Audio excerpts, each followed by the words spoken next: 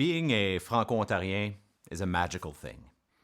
It's like being part of a minority group that, when lucky enough to be truly bilingual, you can opt out of when convenient. Convenient for whom? Well, probably not you. However, for many, the struggle has bolstered their resolve. Good thing, too, because in most places where we hang our green and white capes, resolve is pretty much the only thing preventing you fleur-de-lis-wearing warriors from succumbing to the alluring answer hiding behind the question, why bother? But what if I told you there was a place, in Ontario, where you could hang all that heavy resolve in lieu of your cape? Bienvenue à Hawkesbury. C'est génial qu'on ait encore une ville francophone en Ontario. C'est la petite ville, tu sais, dans Astérix et Obélix, là. Il y a la petite ville gauloise, là. On a la chance d'être bilingue. On a la chance d'aller à l'école, dans des écoles francophones, dans une infrastructure francophone. Savoir qu'en Ontario, il existait quand même des coins où on parlait français, j'étais très enchanté d'y venir. Ah, c'est une source de fierté, c'est sûr.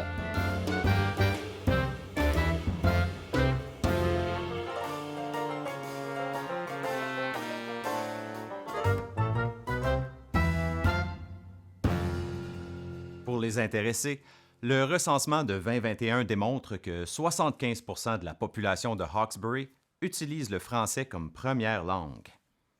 Et ça, c'est une bonne nouvelle pour notre enquête. Ça veut dire que la mystérieuse source de potentiel de cette ville sera bientôt mise en lumière.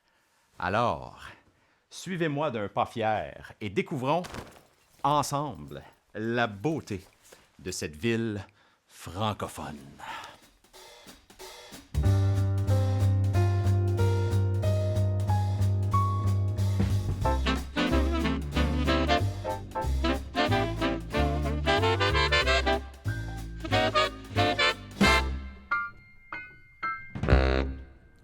OK.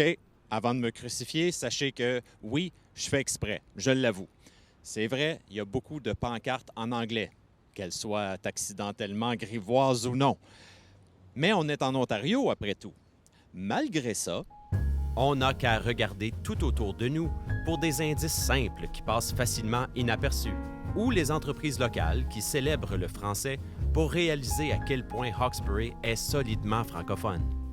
I think it's a big positive. Number one, it differentiates yourself from other run-of-the-mill, Ontario towns. There's so many, right? Yeah. Well, we're different. We're different because we have that French flavor. There is a definite, strong francophone community, and people are very proud of being francophone here. Non seulement c'est chez nous, mais c'est comme Québec en dehors du Québec. If you want to break into the Ontario market, because you're based in Quebec, but the Ontario market's at your doorstep.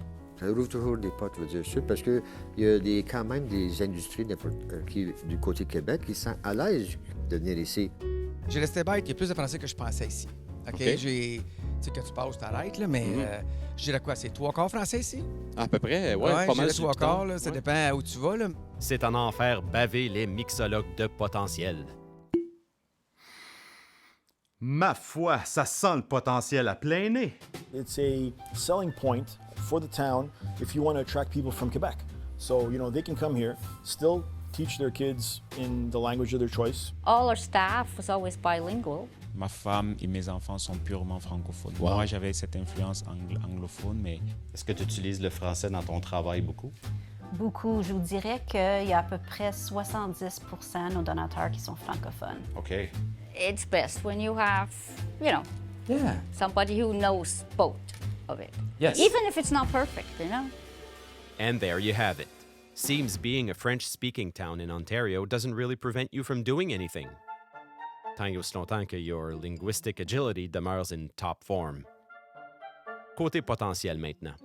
Est-ce que notre francophonie est bel et bien mise à profit?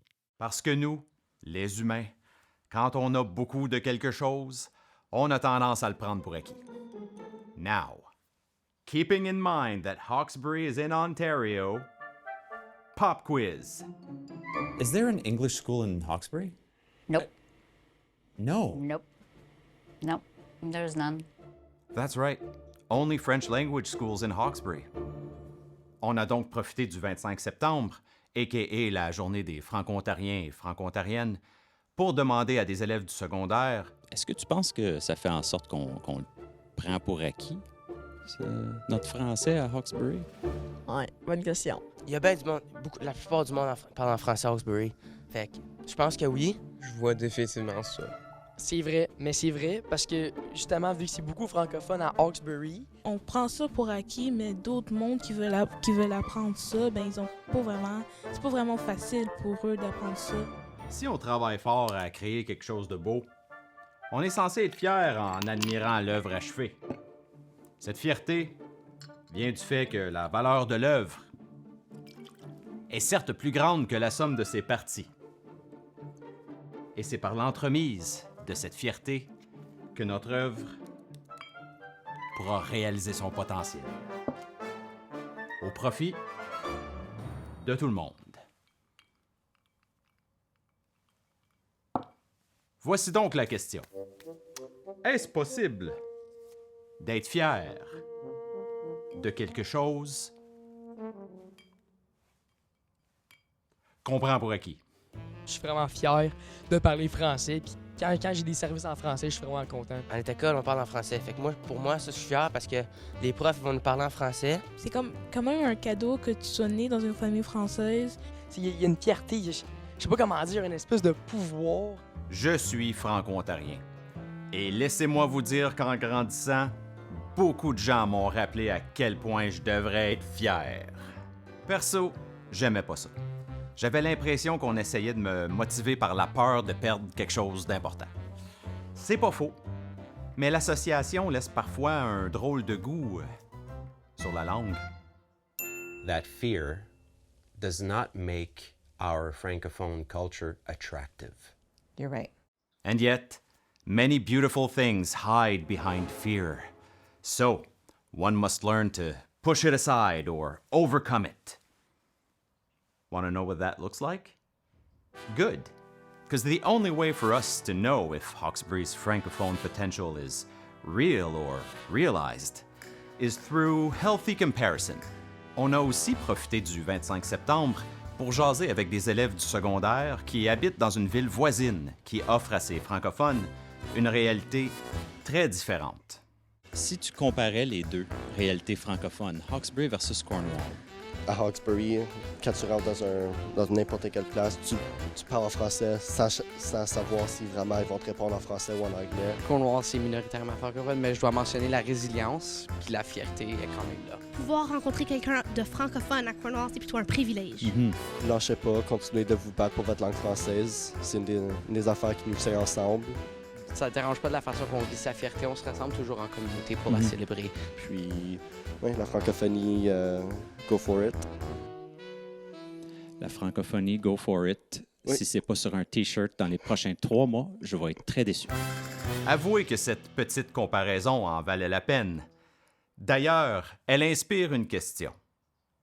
Comment mesurer la différence entre pas peur de perdre et prendre pour acquis? Mon message, c'est de continualité. Le monde à Cornwall oublie souvent que c'est une ville bilingue et pas juste anglophone. Alors, le fait de s'afficher, je trouve ça vraiment important. C'est dans la lutte qu'on retrouve la fierté. Interesting. And surprisingly wise. Et Hawkesbury semble l'avoir, cette fierté. Elle est simplement manifestée autrement, car cette lutte semble beaucoup plus lointaine. Je le laisse continuer. Et ça diminue aussi les peurs de perdre parce que quand on essaie de penser qu'on va échouer, on pense à nos ancêtres et à leurs ancêtres, ce qu'ils ont fait pour que la langue reste. Que ce soit par sa grande proximité et son accès facile au Québec, ou par l'entremise de sa fierté, Hawkesbury est francophone. Et on semble pas avoir peur de la perdre, cette francophonie. Imaginons que la francophonie était un fruit rare, difficile à trouver à l'état sauvage. Chez nous, à Hawkesbury, ce fruit pousse facilement. C'est unique en Ontario et, si je peux me permettre, spécial en C'est une situation débordante de potentiel. Mais qu'est-ce qu'on fait avec ce fruit ici? Tu parles à 95 % de la population, ils vont pouvoir te répondre en français. Les points de vente, les magasins. Ce côté-là va demeurer encore longtemps parce que les enfants des enfants des enfants vont vouloir continuer à parler français. À la maison, c'est tout en français. Et est-ce que c'est de même chez vous? Oui, on parle français tout le temps. Avec mes amis, on parle toujours en français.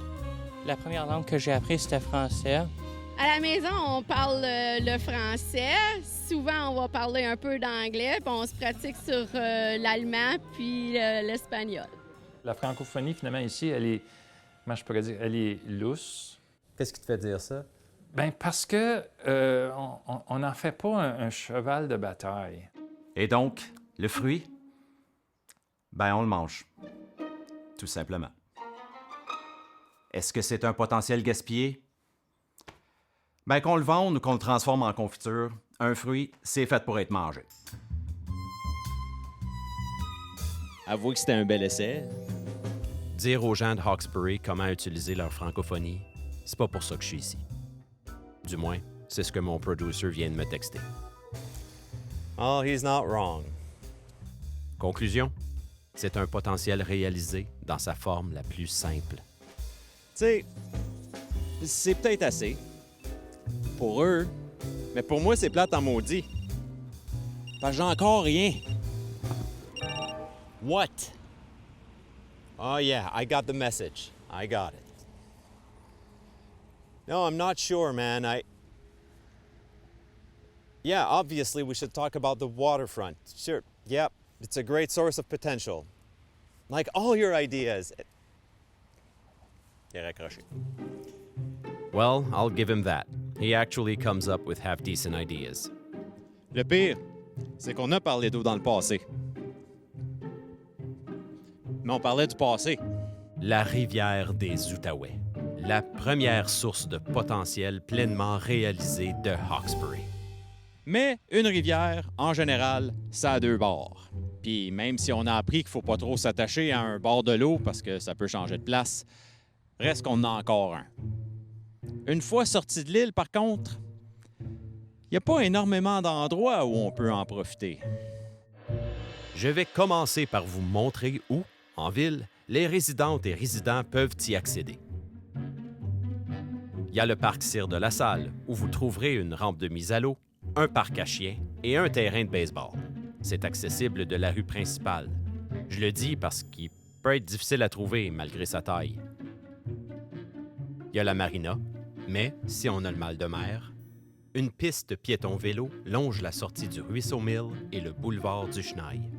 C'est le chemin qui mène vers l'île du même nom. Ici, on a la chance de profiter de l'eau pendant quelques pas avant de croiser la rue où de fins renards se sont appropriés du Primo Waterfront Real Estate. Perso, je crois que ça devrait être eux qui font une vidéo sur la réalisation du potentiel.